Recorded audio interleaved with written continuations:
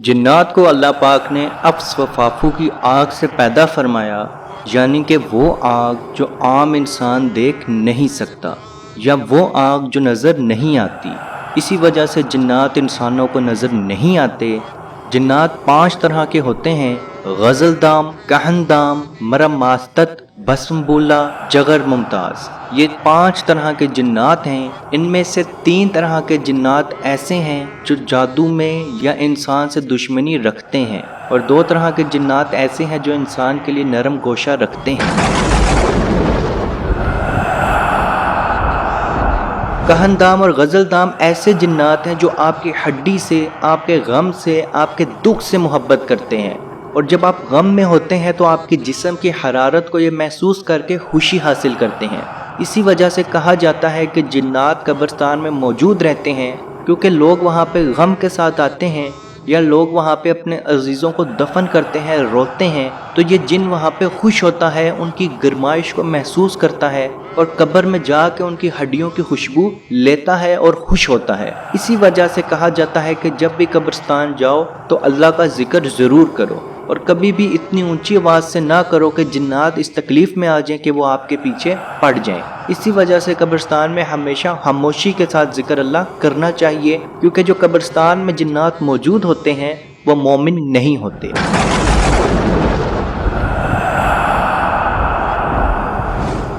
زیادہ تر عامل یا جادو کرنے والا انسان جب کسی انسان پہ جادو کرنا شروع کرتا ہے تو سب سے پہلے جو جنات اس کے تابع ہوتے ہیں ان کو اس کی طرف بھیجتا ہے، تو جنات اس کے منہ، ناک، کھانے یا کپڑے یا کسی بھی ذریعے سے اس کے اندر داخل ہوتا ہے، جو کہ 4 موقعوں پہ ہو سکتا ہے: جب وہ انسان غصے کی حالت میں ہو، جب وہ انسان غم کی حالت میں ہو، جب وہ انسان خوف کی حالت میں ہو،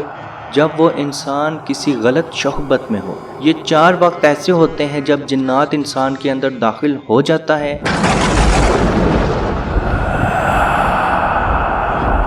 تو جیسے ہی وہ داخل ہوتا ہے تو سب سے پہلے وہ آپ کی نیند پہ قبضہ کرتا ہے، یعنی آپ کو ڈرانے اور برے خواب آنا شروع ہو جاتے ہیں۔ آپ کو ایسا لگتا ہے کہ کوئی آپ کا پیچھا کر رہا ہے، یا اپنے آپ کو آپ خواب میں بہت زیادہ ڈرا ہوا، کمزور اور سست محسوس کرتے ہیں، یا آپ کا کوئی چیز پیچھا کر رہی ہوتی ہے اور آپ اس سے بھاگنے کی بہت کوشش کرتے ہیں، لیکن اس کے باوجود بھی آپ اس سے بھاگ نہیں سکتے۔ آپ بولنے کی کوشش کرتے ہیں، آپ نہیں بول سکتے۔ آپ سوئے ہوتے ہیں، آپ کو جھٹکے لگتے ہیں اور آپ کی آنکھ کھل جاتی ہے۔ ایسا محسوس ہوتا ہے کہ کسی نے پاؤں سے پکڑ کے اٹھا دیا لیکن بندہ کوئی موجود نہیں ہوتا۔ آپ سوئے ہوتے ہیں تو ایسا محسوس ہوتا ہے کہ کسی نے آپ کو نام لے کے پکارا لیکن کوئی بندہ موجود نہیں ہوتا۔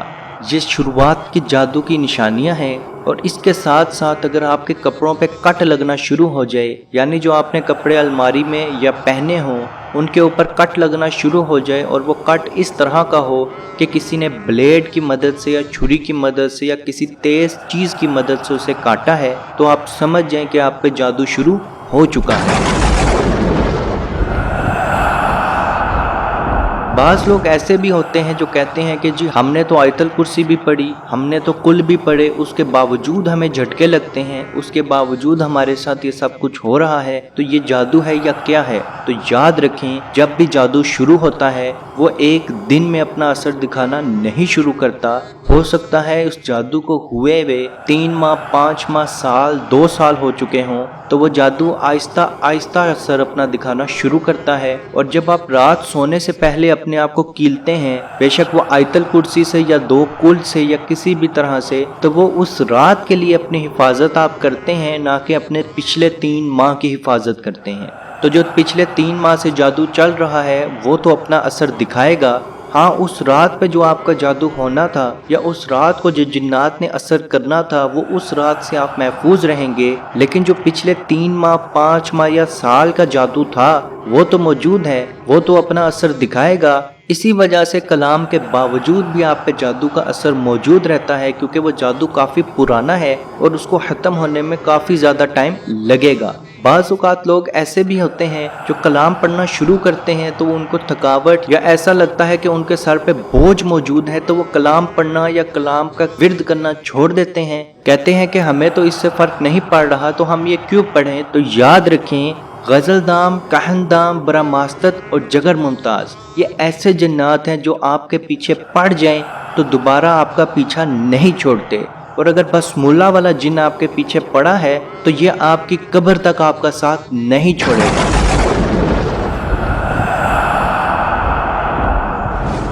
اگر جنات کی ہم بات کریں تو بس مولا سب سے زیادہ طاقتور اور 5 کان اور 3 آنکھوں والا جن ہے، جو کہ انسانوں کے ساتھ بہت نرمی رکھتا ہے اور اس کو انسان پسند ہے، لیکن اگر کوئی عامل یا فقیر ان کو قابو کر لے تو یہ اتنے خطرناک جنات ثابت ہوتے ہیں کہ اس کی مثال دنیا میں نہیں ملتی۔ ان کی کمزوری صرف کھٹی اور تیکھی چیزیں ہیں۔ آپ نے دیکھا ہوگا زیادہ تر عامل جب جادو کرنے کے لیے یا کروانے کے لیے بیٹھتے ہیں تو اپنے ساتھ نیمبو اور مرچ رکھتے ہیں، اس کا مقصد صرف اور صرف بس ملا جن کو اپنے تابع کرنا ہوتا ہے۔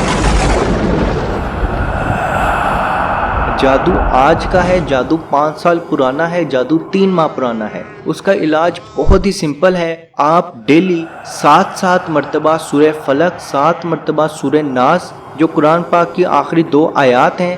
7 مرتبہ آیت الکرسی، 7 مرتبہ سورہ مومنون کی 2 آیات 97 اور 98، یہ سب آپ نے 7 دفعہ پڑھنی ہے، اور اس کے ساتھ 7 مرتبہ سورہ بقرہ کی آخری 2 آیات جو کہ 285 اور 286 ہے۔ آپ نے یہ تمام کلام 7 مرتبہ پڑھنا ہے اور ایک پانی کے گلاس پہ دم کرنا ہے اور وہ پانی پی لینا ہے، اور وہ پانی نہار منہ خالی پیٹ پی لینا ہے، اور آدھا پانی آپ نے اپنے گھر کے کونوں پہ چھڑک دینا ہے۔ انشاءاللہ جیسے ہی آپ کو پیشاب آئے گا آپ کے اندر کا پرانے سے پرانا جادو بھی مکمل طور پہ ختم ہو جائے گا، اور جب آپ اپنے گھر کے کونوں پہ یہ پانی چھڑکیں گے تو آپ کے گھر کا جادو بھی مکمل طور پہ ختم ہو جائے گا۔ یاد رکھیں اس پانی کو واش روم میں نہیں چھڑکنا، نہ ہی اس پہ پاؤں رکھنا ہے، کیونکہ یہ اللہ کا کلام ہے اور یہ بہت برکت والا ہے۔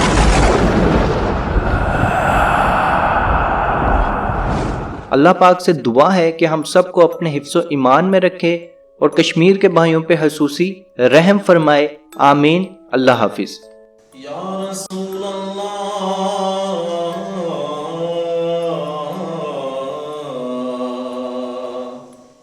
انظر حالنا، یا حبیب اللہ اسمع قالنا،